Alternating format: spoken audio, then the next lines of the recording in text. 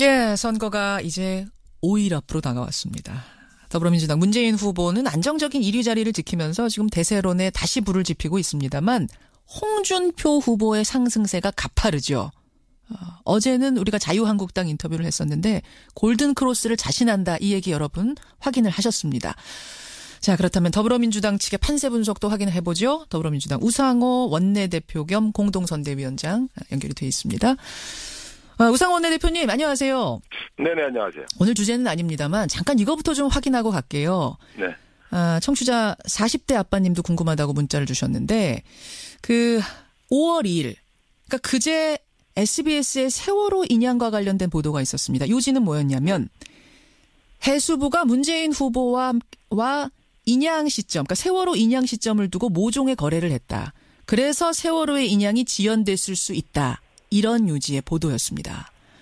결국 어제 사과문을 발표를 했습니다. 네. 이 정도면은 민주당이 수용하고 요 일단락이 되는 건가요? 어떤가요? 글쎄요, 그 보도 자체가 이제 미친 파장이 워낙 또 다른 당 후보들 또 다른 당 후보 캠프들이 이제 집중적으로 또 그걸 이슈화하고 있지 않습니까? 예, 예.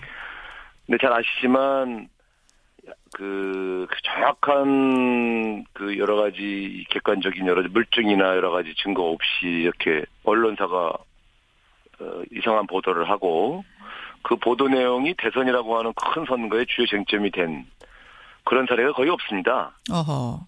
예, 잘 아시지 않습니까? 언론이 선거 과정에서의 보도는 되게 신중을 기하고 예. 또 심지어 기계적 형평성까지 맞춰가면서 보도하는 게 상례인데 이 보도가 되게 특이한 보도죠. 근데 의혹에 관한 보도들은 사실 이제 검증이란 이름으로 여러 있긴 있었는데 다른 후보의 경우도 그건 다르다고 보세요? 그런 경우도 되게 보면 무슨 공무원의 무슨 그 증언을 이렇게 비실명으로 하지 않고 예. 또 그걸 입증할 수 있는 여러 관계 자료를 제시하지 않고 이렇게 보도한 사례는 없습니다. 제가 또 대변인을 오래 했기 때문에 그렇기 때문에 저는 이것은 언론사가 책임을 져야 할 사안이라고 보고 있습니다. 어제의 사과문 정도로는 그럼 부족하다는 입장이세요, 민주당은? 일단 기사를 삭제하고 보도를 사과를 했지만 예.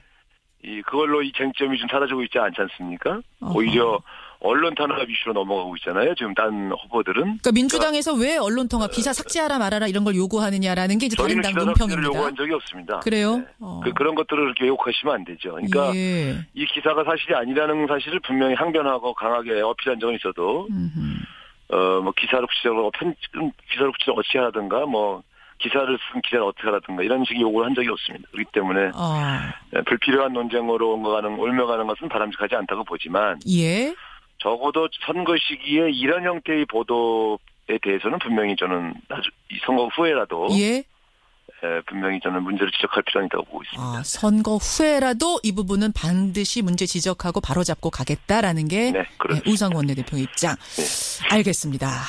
본론으로 들어가죠. 어제 이제 발표 가능한 마지막 여론조사 결과까지 확인을 했습니다. 우리가. 판세를 어떻게 분석하세요? 선거 종반전에 다다르면서 그 1강 2중 구도 자체는 지금 변함이 없는 걸로 어제 여론조사 결과에 나와 있습니다만 예.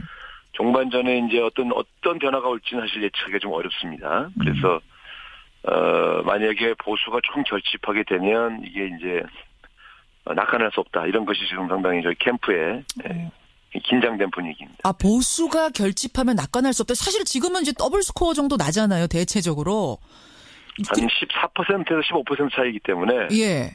그건 더블 스코어는 아닙니다. 네. 예, 이게 언론 기관마다 조금씩 다르긴 하지만 15% 정도, 네. 20% 정도 요 사이 왔다 갔다. 5일 안에 그게 뒤집힐 수도 있다. 낙관하지 말자 이런 분위기.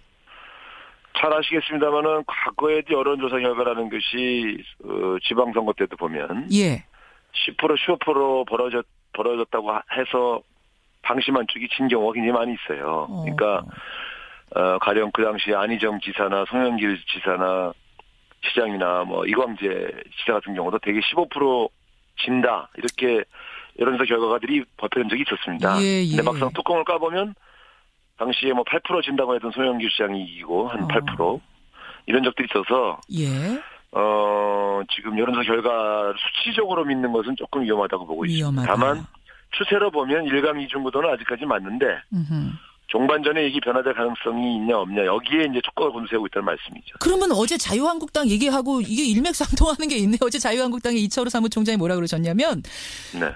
보수 표심이 빠르게 결집하고 있다. 보수 대 진보의 구도로 프레임이 바뀌는 순간에 골든 크로스. 그러니까 홍준표 후보와 문재인 후보의 자리 바꿈도 시간 문제다. 5일이면 충분하다 그러셨거든요. 이제 시간 문제라고 하는데 그 시간이 5일이면 충분하냐 문제는 좀 남아 있습니다만 가설로 보수가 총 결집하게 되면 예? 사실상 그것의 의미는 박근혜 최순실 게이트 때문에 분열된 보수 바닥의 보수표가 예. 하나로만 집결된다는 가설이 있죠. 그렇죠. 아니 그러면 진짜 그건 저희도 위험하죠. 왜냐하면 그것은 전통적인 일려 다야 구도가 되기 때문에 그렇습니다. 예를 들어 심상정 후보나 안철수 후보, 문재인 후보는 원래 야당 아니었습니까? 그렇죠. 그럼 일려 다야 구도가 되면 야당이 불리하죠. 예. 제가 말씀드린 건 근데 여기 가설 전제는 보수가 좀 결집한다면 바로 요건데. 보수 단일화. 홍준표 후보가 과연 보수를 좀 결집시킬 후보냐. 이 측면에서 이제 종반전 판단이 시작되는 거죠. 네. 그렇게 보시는 저희는 거군요. 홍준표 후보가 그런 후보가 아니라는 것을 집중적으로 부각시킬 수밖에 없는 거고요. 그래서 보수의 총 결집이 이루어지지 않으면 문 후보가 당선될 가능성이 크고. 예. 보수가 총 결집되면. 예. 실제로 결과를 낙관할 수 없는 상황이 옵니다. 네. 지금 유승민 후보한테 이제 사퇴해라 이 요구를 계속하고 있는 거고 바른정당에서 집단 탈당도 하고 있는 거고 이건 큰 변수는 안 된다고 보세요. 보수 단일화에 결집에.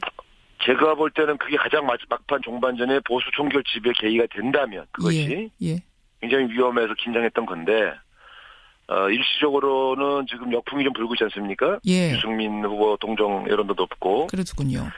근데 이게 종반전에 모릅니다. 그것이 실제로 보수의 총결집으로 이어지게 되면 꼭 그것 때문은 아니더라도 그래서 막판 종반전에 좀 긴장해서 좀 주시하고 있습니다.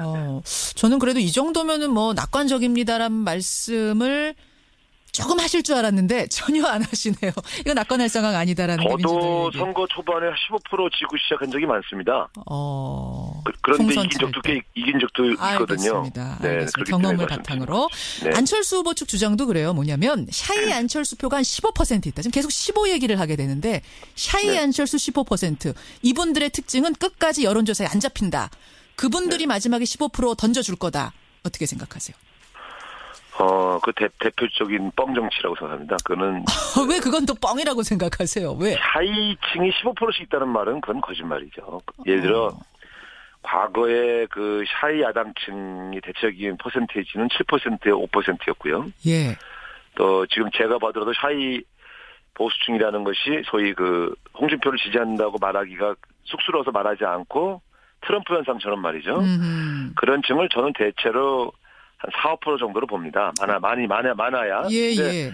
샤이 안철수가 15%라는 말은 저는 그게 이제 어디서 나온 근거인지 좀 황당한데 추론컨대 아마 지난번 총선 때 자기들 지지율이 10%였는데 막상 까보니까 23%였다. 이거를 근거로 얘기하는 것 같아요. 예.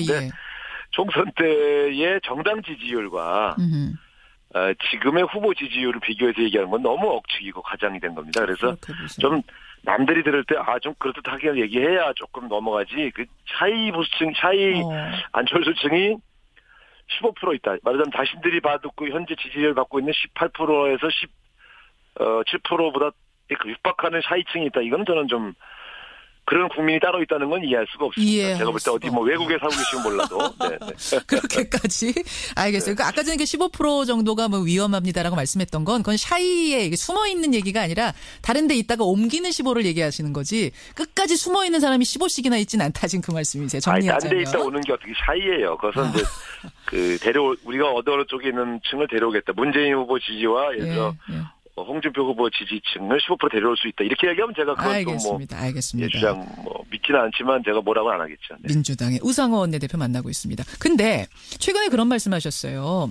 정의당의 심상정 후보가 이제 올라가는 형상이 지금 나오니까 우 원내대표님이 정의당에 대한 지지는 다음 선거에 하셔도 괜찮지 않습니까? 이거 말씀하신 것도 정의당의 비판이 대단했습니다. 이거 갑질 정치 아니냐. 해명을 좀 하시죠.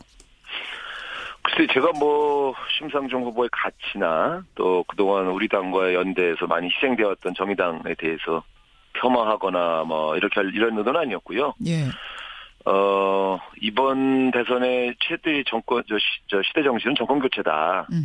이걸 말씀드린 것이고, 아마 정의당 심상정 후보도 만약에 이 명제에는 반대하지 않으실 거예요. 정권 교체. 예, 왜냐하면, 정의당이 열심히 하시는 건 문재인 당선 될 테니, 정의당의 정신도 지켜주십시오. 이렇게 선거운동을 하고 계신 거 아니겠어요? 근데 저는 만약에 보수가 총 결집한다면, 제가 보수가 총 결집하는 것이 가시화되기 되기 전에는 한 번도 이런 말씀을 드린 적이 없지 않습니까? 그런데 심지어 제가 어떤 분이 정의당 심상정 후보와 단일화를 할 거냐, 그래서 제가 한때는 이제 무슨 염치로 그렇게 양보해달라고 하겠습니까? 지난번에도 양보해 주셨는데, 예. 그런 말씀도 드린 적이 있어요. 그런데 예. 막판에 만약에 보수가 총 결집하면 인류 다야구도가 되기 때문에 예. 그런 상황이 온다면 정의당을 지지하더라도 그건 다음 선거, 예를 들면 다음 지방선거나 다음 총선거 또 있으니까 이번에는 정권 교체 집중해 달라 이런 말씀을 드린 것이고. 알겠습니다. 근데 만약에 보수가 총 결집하는 상황이 오지 않는다면, 예. 그래서 문재인 후보의 당락에 큰 영향이 없다면 그때야 또 정의당 지지하시는 거에 대해서 제가 뭐라고 말씀 안 드리겠습니다만, 저는 만일 보수가 총 결집해서 전제를 깔았다 그 말씀. 인류 다야구도가 된다면 그때는 정의당 지지층도 일단은 정권 교체에 집중해 주신 필요가 있다는 말씀을 드린 거죠. 전제가 있습니다. 어쨌든 이 설명을 듣고도 정의당 쪽은 언제까지 우리한테 희생하라는 거예요? 우리로 정권 교체하면 안 돼? 이런 얘기를 하실 수는 있다는 거. 요거는 제가 대신 그쪽에 그건 제가 이해하죠. 저는 그분들도 심상정 후보로 정권 교체한다는 생각은 안 하지 않습니까? 그런 생각은 하시죠. 정의당. 우리는 우리로 돼야 된다는 얘기 하세요. 네. 그럼요. 당연하죠. 그러시면 제가 뭐라고 말씀 못 드리죠. 알겠습니다. 죄송합니다. 그거는 네. 예, 여기까지 오늘 민주당의 판세 분석 듣도록 하고요. 우상호 원내대표님 고맙습니다. 네, 감사합니다. 민주당 우상호 원내대표 겸 공동선대